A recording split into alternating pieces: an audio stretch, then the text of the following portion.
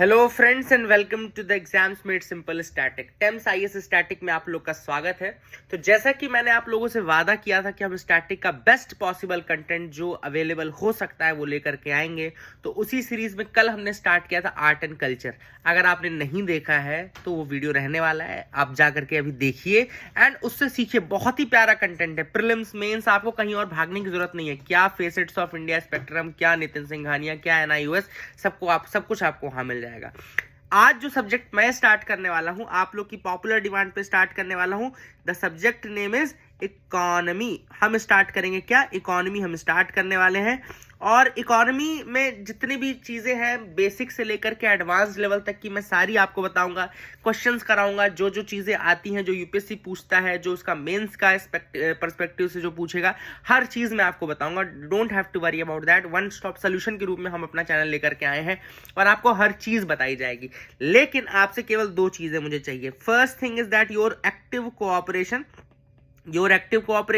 मतलब कि आप इसको लाइक करा करिए, एंगेज होइए, थोड़ा सा एंगेज वीडियो के साथ लाइक करना, थोड़ा बहुत कुछ भी कमेंट कर सकते हैं। जैसे आप अपने नेक्स्ट वीडियो की डिमांड ही लिख कर भेज सकते हैं, या आपको वीडियो कैसा लगा, क्या इंप्रूवमेंट की जरूरत है वो करिए एंड उसको शेयर कर सकते हैं अगर, तो that will be very good. Like share subscribe और बेल आइकन अगर आप दबा लेंगे तो जो भी आपको हम नेक्स्ट वीडियो डालेंगे वो आपको अवेलेबल रहेगा। So these are the things that we want from your side, your active participation. And second thing is that your feedback is very important. तो जो भी वीडियो अगर आपको मिल रहा है आप उसमें अपना फीडबैक जरूर दिया करिए। तो that is the things which we want. आज हम टॉपिक स्टार्ट करते हैं। इकोनॉमी का टॉपिक हम स्टार्ट करने वाले हैं। इकोनॉमी की जो सबसे पहली चीज है मैं आप वहां से स्टार्ट करूंगा। I will start from the basics as well. So first thing when we talk about economy, आपके दिमाग में इकोनॉमी को लेकर के क्या शब्द आता होगा, क्या चीजें आती है दिमाग में? इकोनॉमी जब भी मैं नाम लेता हूं तो इकोनॉमी से आता है दिमाग में transaction, money, anything that relates to money, anything that includes transactions. ये सारी चीजें किस में आती हैं? These are the part of economy. अब ये मनी और ये ट्रांजैक्शन, अब ये ट्रांजैक्शन किसका होगा? It will be either of goods और सर्विसेज। ट्रांजैक्शन तो गुड्स और सर्विसेज का होगा। किसके बीच में होगा? तो ट्रांजैक्शन किसके किसके बीच में हो सकता है? Transaction can be people to people, people to government, government to government, government to different countries, of different countries उनकी गवर्नमेंट, ठीक है ना? Private public, public government, private government, government. बहुत n number of permutations and combinations are there for this cooperation or this transaction to happen. तो कुल मिलाकर के economy क्या हो गया? इकोनॉमी हो गया जो कि मनी इन्वॉल्व करता हो, इकोनॉमी हो गया जो कि ट्रांजैक्शंस इन्वॉल्व करता हो, और इकोनॉमी हो गया जो कि ऐसे लोगों के साथ मतलब कि डील करता हो जिसमें कि कुछ गुड्स बन रहे हो या कुछ सर्विसेज बन रही हो। तो ये गुड्स एंड सर्विसेज से एक बहुत इंपॉर्टेंट कंसेप्ट हमारे पास इकोनॉमी का आएगा। जो सबसे पहला बेसिक कंसेप्ट भी है आपका, वो है the concept of output. The concept of output हम बात कर रहे हैं। अब अगर मैं आपसे पूछूं, let me ask you a simple question, what is output for you? What is output for you? तो आप मुझे क्या बोलेंगे? It is something that is produced, something that is produced, है ना? आप बोलेंगे आउटपुट, बट सिर्फ आउटपुट प्रोड्यूस नहीं होता, it can be in the form of services as well, है ना? सर्विसेज भी एक तरीके से आउटपुट होती हैं। तो कुल मिलाकर के गुड्स एंड सर्विसेज जो कि प्रोड्यूस होती हैं, that is known as output. आप इतना बोलेंगे, you agree with me in that? थोड़ा इसको और रिफाइन करते हैं। नाउ सपोज मैं कहता हूं आप लोगों से कि मैं 10 घंटे पढ़ता हूं, तो is my output is 10 hours, ठीक है ना? लेकिन ये वैलिड नहीं है, ये मतलब ये पूरी मीनिंग नहीं रखता है।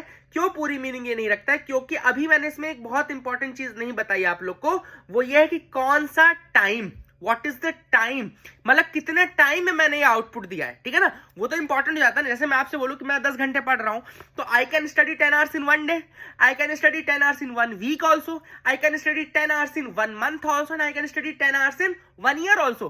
तो जब तक मैं टाइम पीरियड नहीं स्पेसिफाई करूंगा तब तक इस आउटपुट की कोई वैल्यू नहीं रह जाएगी, है ना? It will not have any. तो goods and services produce in a specified time, ये ज्यादा बेटर हो गया। This is much more refined definition, है ना? तो goods and services produce in specified time is basically output. इसमें एक छोटा सा रिफाइनमेंट और है, एक छोटा सा रिफाइनमेंट और है। वो कौन सा? अब देखो क्या होता है, सपोज करो एक टायर मैन्युफैक्चरर है जिसने कि टायर बनाया, एमआरएफ का टायर बनाया। सपोज करो he made MRF tyre. Now this is one output for a tyre industry. Tyre industry का तो एक आउटपुट है ना एमआरएफ का tyre, so he will be taking money for this transaction, उसने टायर किसी को सेल किया होगा। Now same MRF tyre goes to a, suppose करो there is a EcoSport मतलब कि suppose Ford eco sport is there. अब Ford eco sport में सपोज करो एमआरएफ का टायर लगा। Now when that Eco sport is sold it will include the cost of tyre as well. You agree with me on that point? मतलब कि that tyre entirely it was a solo thing, then it is used as a intermediate product in some other industries. तो यहां से एक और concept मिलता है हमको इंटरमीडिएट आउटपुट का और आपका इसको हम बोलते हैं इंटरमीडिएट गुड्स। अब इंटरमीडिएट गुड्स क्या होते हैं?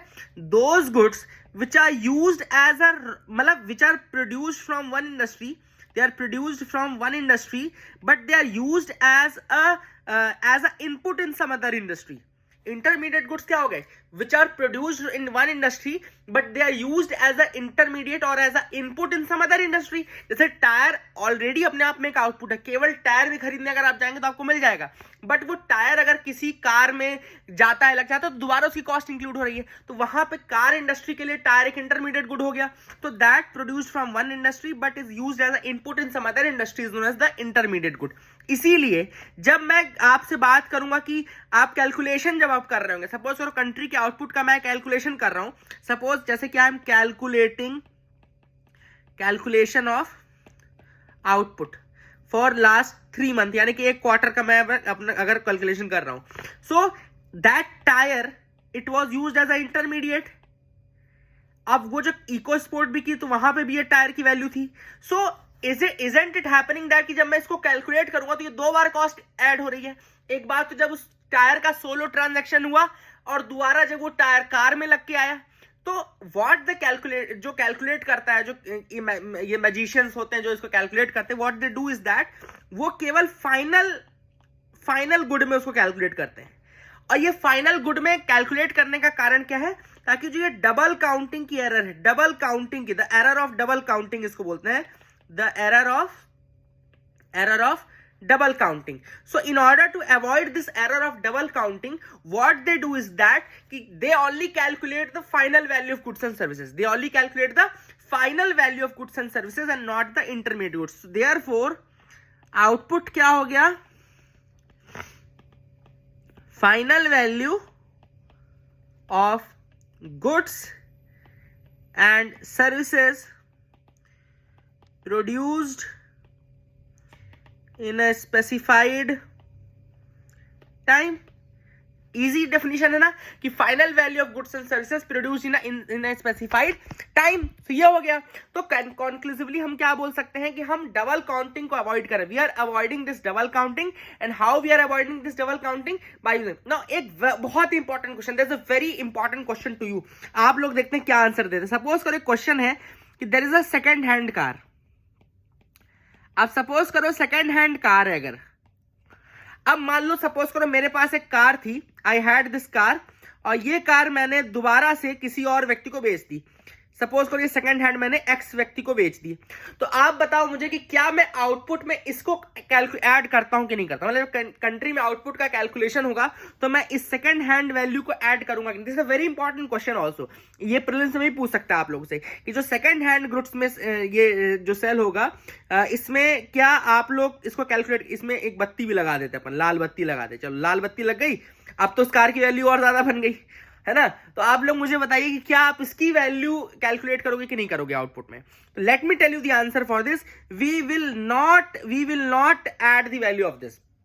क्यों? क्योंकि ये जो कार जो सेल हुई थी, जब ये कार सेल हुई थी तो ऑलरेडी इसकी कॉस्ट एडेड थी आउटपुट में, so it will not be added in the output now. तो याद रखना है आपको, जो सेकंड हैंड मार्केट है, जो सेकंड हैंड कार या कुछ ऐसी चीज सेल हो रही है अगर, तो उसको हम ऐड नहीं करेंगे because they have already been included when they were manufactured. So we will never include the cost of the second hand goods and services. जो ये सेकंड हैंड में सेल हो रहे हैं ना, इनको हम ऐड नहीं करते, ठीक है ना? That is thing which is important. अब ये जो इंपॉर्टेंट चीज है, अगला जो टर्म आपको याद रखना है, अभी हमने इकोनॉमी की बात की, आउटपुट की बात की, अगला हम टर्म देखते हैं, एक है economic activity. What is this economic activity? So the production of goods and rendering of services. दो चीजें इसके अंदर है, ऐसी activities where goods are produced, those activities where goods are produced और सर्विसेज आर रेंडर्ड, ठीक है ना। Any activity where goods are produced और services are rendered, they are known as the economic activities. जहां पे भी गुड्स प्रोड्यूस हो रहे हैं, सर्विसेज रेंडर की जा रही है, that is known as the activity, economic activity. And those who are involved in economic activities, those who are involved in economic activities, they are known as economic agents, ठीक है ना। तो those persons who are involved in the economic activities are known as economic agent. Economic agent में आपका government भी आएगा, इसमें आपका बैंक्स भी आएगा, इसमें आपका हाउस होल्ड भी आएगा, इसमें आपका बिजनेसेस भी आएगा, इसमें आपका लेबर भी आएगा, फर्म्स भी आएंगे। All these are economic agents, they are all economic agents, ठीक है ना। तो कुल मिलाकर के हमने क्या देखा कि what is an economic activity. Economic activity simple terms में वेयर गुड्स आर प्रोड्यूस्ड और services are rendered. And then हमने देखा कि इकोनॉमिक एजेंट कौन होता है। Economic agent is a person who either is involved in production or is involved in giving of some services, anything like that, ठीक है ना। अब जब गुड्स की हमने बात की थी, आउटपुट की हमने बात की थी, आउटपुट की बात पे एक और कंसेप्ट और रिफाइनमेंट करते हैं। अभी क्या देखा, output, final value, good services with in a specified time. अब मैं आपको एक और चीज बताता हूं, इसी में एक कॉन्सेप्ट और है कि output with in the boundaries. अब देखो यहां पे क्या हम कर रहे हैं, अब यहां पे आपको ये मैप तो दिख ही रहा होगा, है ना। This is the map of India, ठीक है। अब ये आपको मैप दिख रहा है, इंडिया का मैप दिख रहा है, ठीक है। Now what is happening is that कि these are the boundaries of India. तो अभी जैसा कि आपको ये मैप दिख रहा होगा, इंडिया का मैप, अब इसके अंदर जितना भी प्रोडक्शन होगा, जो भी प्रोडक्शन इसके अंदर का होगा, वो क्या कहलाएगा, that will be known as the domestic production. मानते हो आप लोग। नाउ द सेम थिंग, ये जो डोमेस्टिक प्रोडक्शन है, ये फ्यूचर में आगे जाकर के हम एक कंसेप्ट पढ़ेंगे जीडीपी का। अगले क्लास तक में ये कंसेप्ट आ जाएगा आपके सामने पूरा कैलकुलेशन मेथोडोलॉजी के साथ। तो ये जीडीपी का जो कंसेप्ट है, actually this is the same concept की any final goods and services that is produced within the boundaries of a country is known as the gross domestic product, सकल घरेलू उत्पाद, जिसकी हिंदी में हम बोलते हैं सकल घरेलू उत्पाद। तो ग्रॉस डोमेस्टिक प्रोडक्ट ये हो गया, ठीक है ना। थोड़ा सा हम आगे आते हैं। अब मैं आपको बता रहा हूं जो प्रोडक्ट, अभी हमने क्या क्या बात की। Right now we have talked about your entire thing about output की हमने बात की है। फिर हमने बात की है किस चीज की, हमने बात की है इकोनॉमिक एक्टिविटीज की, हमने बात की है मतलब कि इकोनॉमिक प्रोसेसेस की। अब आउटपुट के लिए सबसे इंपॉर्टेंट चीज हमने देखी क्या थी, एक मतलब कि प्रोडक्शन इज इंपॉर्टेंट, है ना। तो प्रोडक्शन प्रोसेस इज देयर। उस प्रोडक्शन प्रोसेस में जो सबसे इंपॉर्टेंट चीज होती है वो होती है फैक्टर्स ऑफ प्रोडक्शन। मतलब कि कोई भी आपको जो सर्विस मिल रही है या कोई भी गुड आपको जो मिल रहा होगा, that is after passing through a process of factor, मतलब प्रोडक्शन की प्रोसेस के बाद ही मिल रहा है। अगर कोई किसी ने होटल खोला है, तभी तो आपको जो ये क्विजीन की सर्विस है वो मिल रही है। अगर किसी ने मसाज पार्लर खोला है, तभी तो आपको मसाज की सर्विस मिल रही है। अगर किसी ने कोई स्पोर्ट्स टाइप का बार खोला है, तभी आपको वहां बॉलिंग एली या ये सब चीजें मिल रही है। But there are some processes involve जिनके बाद जाकर के आपको कोई आउटपुट मिलता है। तो फैक्टर्स ऑफ प्रोडक्शन एक्चुअली वो इनपुट है, वो इंग्रेडिएंट्स हैं जो एक प्रोसेस को या एक फाइनल गुड को बनाते हैं। तो there are basically 4 factors of production which are important and they are known as land, labour, capital and finally entrepreneur, ठीक है ना। जैसे मैं जब बहुत ज्यादा मतलब एक टाइम था जो मैं भी इसको एंटरप्रेन्योर बोलता रहा होगा आप लोग, तो इसमें आपको कोई शर्माने वाली बात नहीं है। किसी ने उसको एंटरप्रेन्योर बोला, किसी ने एंटरप्रेन्योर बोला, हाँ सही जानते रहो, अब सही जान लो, एंटरप्रेन्योर बोलते हैं इसको। लेकिन there is nothing to hesitate about that, है ना। सो ज्यादा सोचने का नहीं अपने को। तो land, labour, capital and entrepreneur, ये हमने देखा 4 फैक्टर्स ऑफ प्रोडक्शन हो गए। अब जैसे कि इंडिया में हम, या इंडिया में नहीं कहीं पे भी हम बात होते, there is no free lunch, बोलते हैं ना कि कोई फ्री लंच नहीं होता, हर चीज के आपको कुछ पे करना है, कुछ ना कुछ तो कर, झाड़ू पोछा तो लगवा ही लेगा, फ्री में खाना खाना है तो आपको, है ना। तो वैसे ही इन सब के साथ भी इनके कॉस्ट एसोसिएटेड है। जैसे कि जब मैं लैंड की बात करूं तो लैंड से एसोसिएटेड है क्या, थोड़ा कलर चेंज कर देते हैं, कलर भरते हैं। लैंड से एसोसिएटेड है आपका रेंट, है ना भाई। कहीं पे दुकान खोलते हो तो दुकान का पैसा देना पड़ता है ना, उसका रेंट, उसका किराया होता है। लेबर के साथ एसोसिएटेड है उसके वेजेस या सैलरीज, हम उसको और सोफिस्टिकेटेड टर्म में बोलेंगे। कैपिटल के साथ एसोसिएटेड है उसका इंटरेस्ट, मतलब कैपिटल के लिए आपको क्या लेना पड़ता है, लोन लेते हो आप लोग, लोन का क्या देना पड़ता है, इंटरेस्ट पेमेंट करना पड़ता है।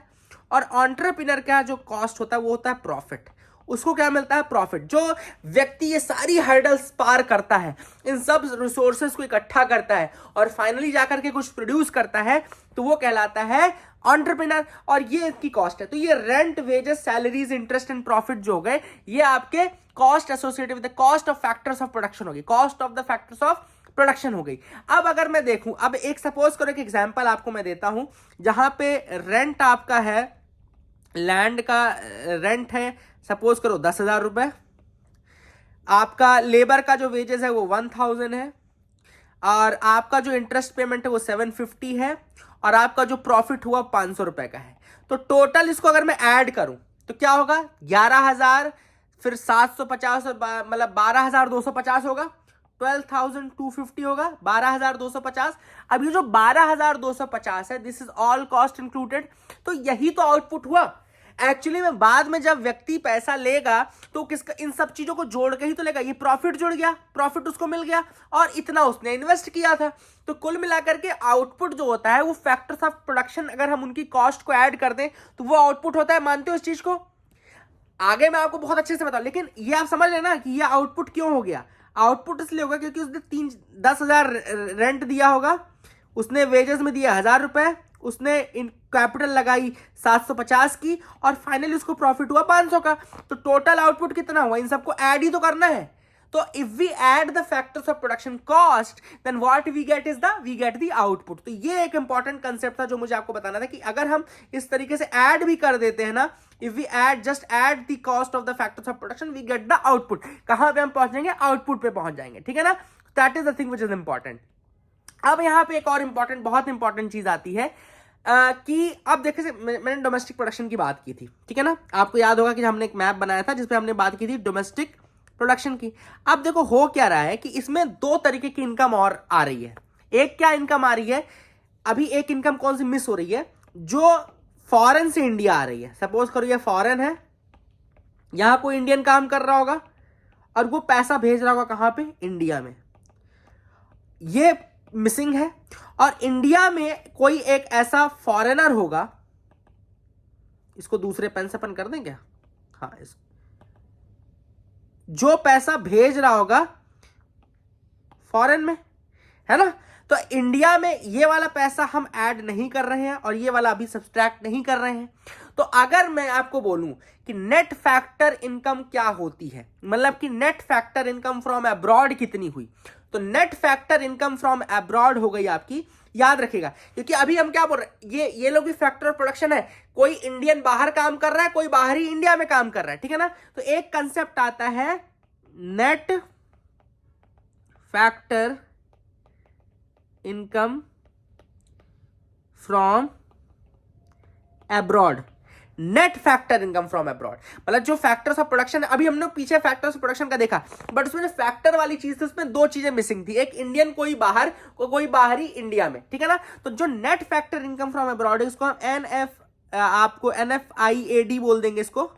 ये क्या हो गया आपका, फॉर्मूला लिख लो, income of Indians abroad minus income of foreigners in India. You get this point?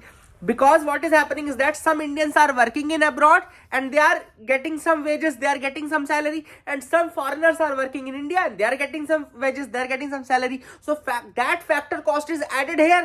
लेकिन finally वो तो बाहर जाना है और बाहर वाला इंडिया आना है। तो जब हम total net factor income from abroad देखेंगे तो that is income of Indians abroad minus income of foreigners in India हो जाएगा।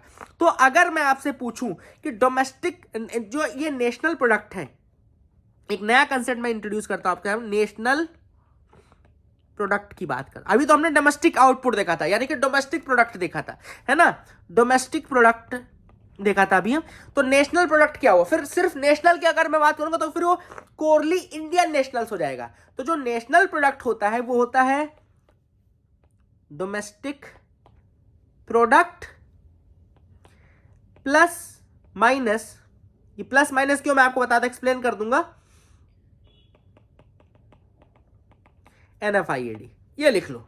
ये फाइनल आपका एक फॉर्मूला हो गया नेशनल प्रोडक्ट का, ठीक है ना। अभी हमने दो फॉर्मूले देख लिए, net factor income from abroad समझ में आ गई। दूसरी चीज डोमेस्टिक प्रोडक्ट, मैंने आपको लास्ट पेज में समझा ही दिया था कि भैया अगर आप यहां पे सारे फैक्टर्स ऑफ प्रोडक्शन ऐड कर दो तो क्या मिल जाएगा आपको, डोमेस्टिक प्रोडक्ट मिल जाएगा। This is the domestic product. But यहाँ पे एक क्लॉज क्या फंस रहा था, यहाँ पे एक प्रॉब्लम हो रही थी कि some Indians are working in abroad and some foreigners are working in India, तो इनके तो भाई पैसे वापस जाएंगे। तो फिर net factor income from abroad हमने निकाल ली। वो कैसे निकाली कि income of Indians in foreign and minus income of foreigners in India. अब आपसे जब मैंने नेशनल प्रोडक्ट बोला तो मैंने बोला domestic product plus minus NFIAD। अब आप पूछेंगे कि ये प्लस माइनस का क्या लफड़ा है सर, तो प्लस माइनस का लफड़ा सिर्फ इतना है कि अगर सपोज करो हमारे इंडिया के कम लोग बाहर काम कर रहे हैं, सपोज करो हमारे इंडिया के 5 लोग ही बाहर काम कर रहे हैं और हर व्यक्ति 100 रुपए मिल रहा है।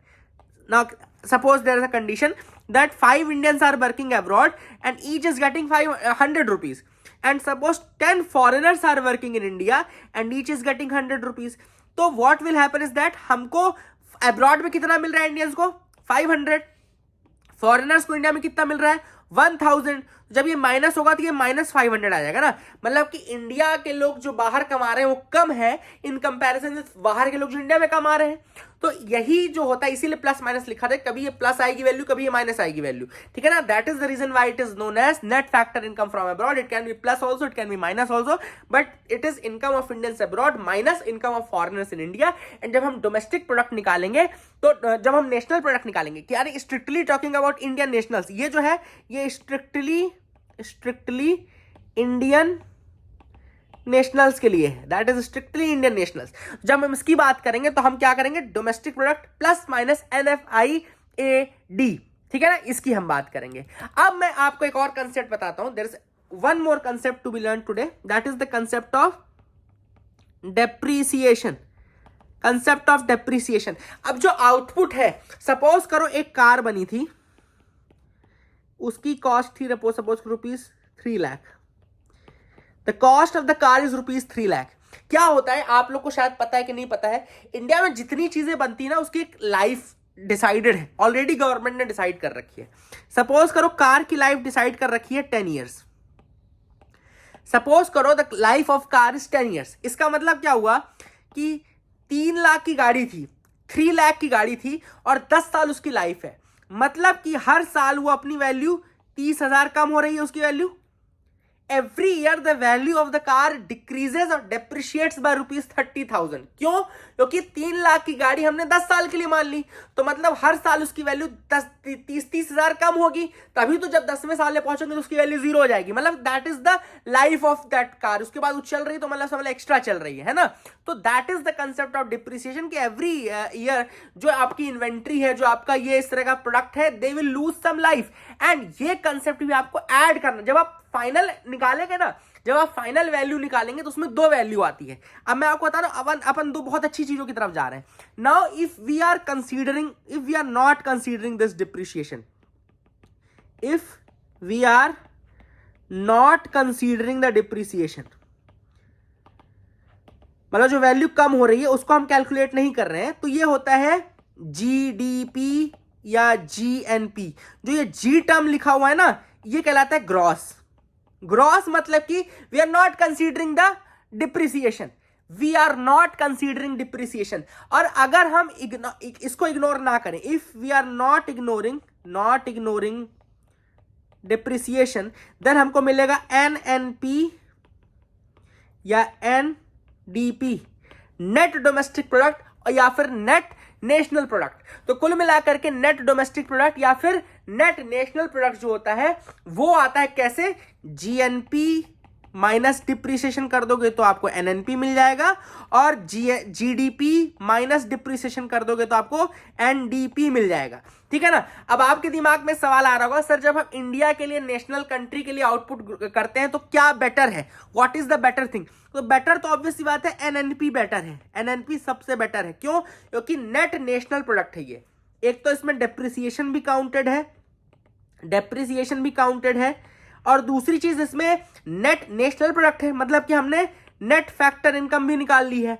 तो मतलब ये कोर इंडियन नेशनल्स का है। तो जो बेस्ट मेथड होते हैं, जो बेस्ट कवर करता है इन सारी चीजों को, जो आउटपुट के लिए जो सबसे बेटर कंपैरिजन होगा वो एनएनपी होगा, यानी कि नेट नेशनल प्रोडक्ट। आगे हम अगली जब क्लास आएगी तो हम बात करेंगे कि फैक्टर कॉस्ट में कि मार्केट प्राइस में, है ना, that is a separate thing, है ना। वैसे मैं आपको बताता हूं कि हम फैक्टर कॉस्ट को प्रीफर करते हैं। फैक्टर कॉस्ट को प्रीफर करने का रीजन क्या है, इसको लिख लो आप लोग चाहो तो 2 सेकंड में, कि फैक्टर कॉस्ट को हम प्रीफर क्यों करते हैं। क्योंकि नेशनल प्रोडक्ट जो अगर मार्केट प्राइस कंसीडर कर दे, सपोज करो मार्केट प्राइस अगर मैं कंसीडर करता, तो मार्केट प्राइस तो भाई बढ़ सकती है। क्यों? क्योंकि गवर्नमेंट उसमें टैक्सेस लगाएगी। अगर गवर्नमेंट टैक्स ज्यादा कर देगी तो मार्केट प्राइस आपको ज्यादा दिखेगी। तो जब आप आउटपुट कैलकुलेट करोगे और अगर सिर्फ मार्केट प्राइस जोड़ रहे हो तो आपको आउटपुट बढ़ा हुआ दिखेगा, जबकि प्रोडक्शन एक्चुअली में नहीं बढ़ा था। प्रोडक्शन के ना बढ़ने पे भी आउटपुट आपको ज्यादा दिखेगा। क्यों? क्योंकि गवर्नमेंट ने टैक्सेस ज्यादा दे दिए थे, या सपोज करो गवर्नमेंट ने सब्सिडी ज्यादा दे दी, तो उसका भी इंपैक्ट आपको दिखता है मार्केट प्राइस में। बट अगर हम फैक्टर कॉस्ट पे काम करें, फैक्टर कॉस्ट पे, तो वहां पे ये टैक्सेस और जो सब्सिडीज है इसका इंपैक्ट कम पड़ता है। That is the reason why we calculate net national product at factor cost in order to compare the countries. ज्यादा बेटर मेथोडोलॉजी है, जब यही रीजन है। ठीक है ना। और बस इसमें जब फैक्टर कॉस्ट में हम कैलकुलेट करते हैं तो हम बस एक चीज इन्फ्लेशन को और करने लगते हैं टारगेट। मतलब कि अभी जो ऊपर का करेक्शन था, मार्केट प्राइस में करेक्शन जो होता है सॉरी, जो इसका कैलकुलेशन होता है आपके मार्केट प्राइस में, उस पर हमने देखा टैक्सेस और सब्सिडी का बहुत इंपैक्ट पड़ता है। लेकिन जब फैक्टर कॉस्ट पे हम आते हैं तो फैक्टर कॉस्ट में आपको इन्फ्लेशन के लिए मैनेज करना पड़ता है। नेक्स्ट क्लास में हम जीडीपी की जब बात करेंगे तो इसको पूरा आपको एक्सप्लेन करेंगे। तब तक के लिए thank you, have a nice day, have a good day, and जरूर आप लाइक शेयर सब्सक्राइब करिएगा। कंटेंट आपको अच्छा प्रोवाइड करूंगा मैं, लेकिन आपके थोड़ी सी मदद की जरूरत रहेगी। That is it for this video. I hope you like our video. Please do like and subscribe. Thank you and have a nice day.